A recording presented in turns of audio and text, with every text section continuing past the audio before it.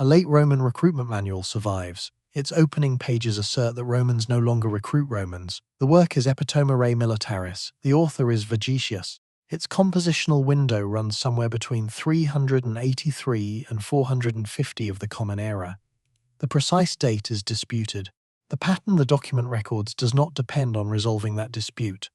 This is not a chronicle, it is not a panegyric, it is a working manual addressed to a sitting emperor. Its first book sets out what recruitment and training should look like, and it asserts in its opening pages that they no longer do. The empire produced its own diagnostic document. The document survived. What it diagnoses is the apparatus that produced it. This episode reads Vegetius forensically, not as nostalgia or lament. The manual is the case file, read it as one. Vegetius is a name in the manuscripts. He is named there as Publius Flavius Vegetius Renatus. He is otherwise unattested. He was a Christian. Book 2 references the Christian religion. He was a man of rank, most likely a vir illustris. His addressee is an emperor, but the surviving text does not specify which one. The anonymity is part of the source's character. Epitoma Rei Militaris runs to 4 books. Book 1 covers recruitment and training. Book 2 covers legion organization. Book 3 covers tactics and strategy. Book 4 covers siege and naval warfare. This episode's spine is Book 1. The work cannot be dated to a single year. Otto Sick, writing in 1876, placed the work under Theodosius I, late 4th century. Walter Goffart, writing in 1977, argued for the 430s under Valentinian III. T.D. Barnes, writing in 1979, defended a late 4th century date under Theodosius I.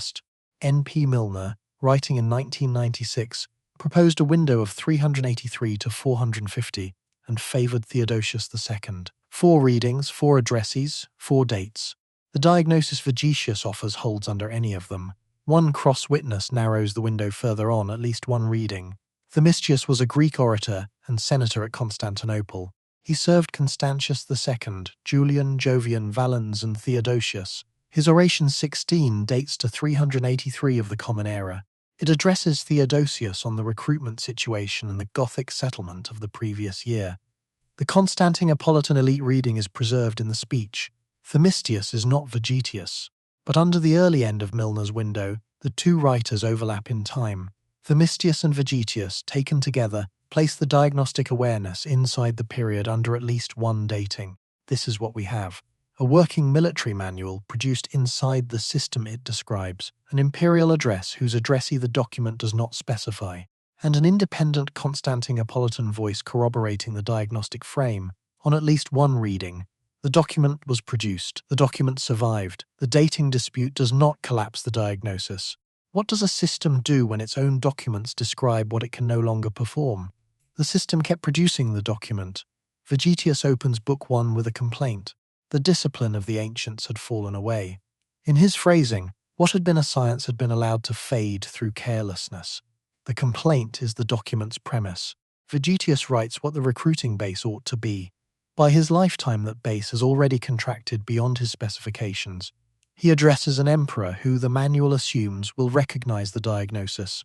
The manual exists because the apparatus to act on it does not. The clearest passage sits in Book 1, in the chapter on the kind of recruit Vegetius wants. He prefers rural men to urban. He prefers smiths, hunters, butchers, fishermen.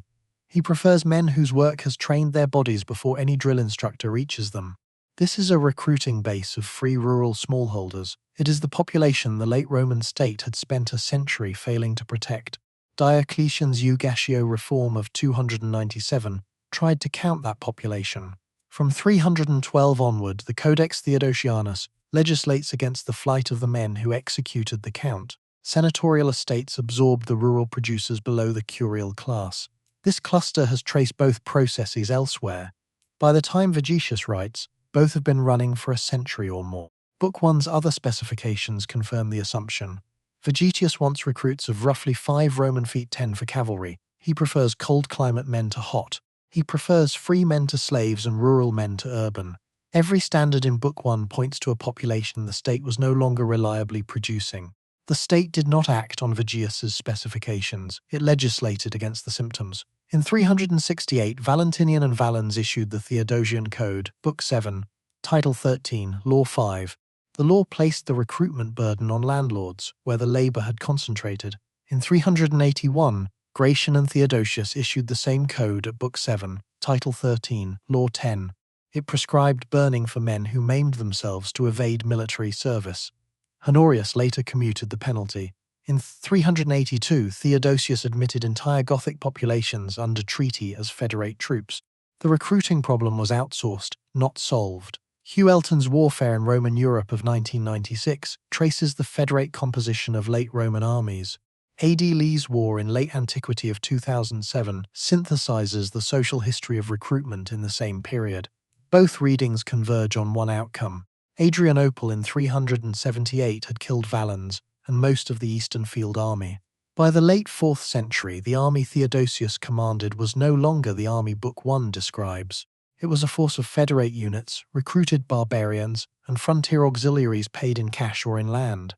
The army the manual described and the army the state fielded were not the same army. The manual survives because describing the problem was easier than reforming the recruiting base. Documentary capacity outran institutional capacity. The empire kept writing the manual. It stopped raising the army the manual required. The manual outliving the apparatus is not a Roman peculiarity. In 531 of the Common Era, Khusrau I Anushirvan came to the throne. He restructured the army into 4 regional sparbed commands and professionalized the Sava and heavy cavalry. The central treasury funded standing units, replacing the older system of Degen levies. The Degen class had been the recruiting base for 2 centuries. Minor rural nobles, they had self-equipped in return for tax status and land tenure. Khusrau's reform increased state capacity in the short term. It contracted the recruiting base in the long term. The stress test came under Khusrau II. In the long Roman War of 602 to 628, the war drained the treasury and the Degen class. Civil war, and then the Arab conquest of 632 to 651 finished the contraction. At Al-Qadisiyah and at Nahavand, the Sasanian army met the caliphate with a recruiting base that no longer existed. Parvaneh Pourshariati reads the collapse as elite withdrawal more than military defeat. The Sasanians produced military manuals, the Ayin Namag tradition, fragmentary. No equivalent self-diagnostic document survives. The Maya classic case operates at a different polity scale. The unifying mechanism is the same, recruitment unit fragmentation. Late classic Maya, from roughly 600 to 900 of the Common Era, saw escalating warfare between polities. As polity-level levy systems fragmented under sustained interpolity warfare, kings turned to personal warbands. The unit of military mobilization shrank to the king and his retainers. Aguateca was destroyed at around 810. Takeshi Inamata's excavation found household items left in situ. The abandonment had been rapid. Canquin was destroyed around 800. Arthur Damaris' team found a mass grave with the king, queen, and over 40 elite victims. Dos Pilas was abandoned around 760, its defensive walls built in haste from temple stones.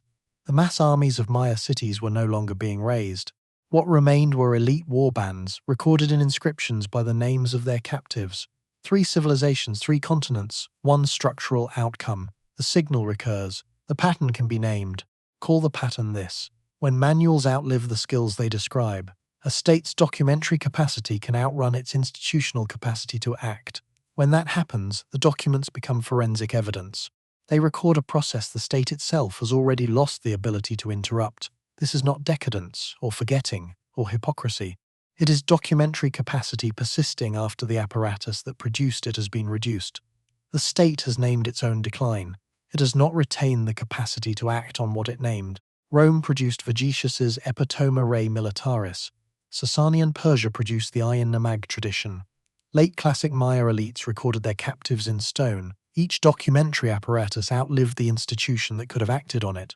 Vegetius wrote what the army should be. He could not write the army into existence. Subscribe to Omen History. New episodes Monday through Saturday. Deep forensic files every Sunday.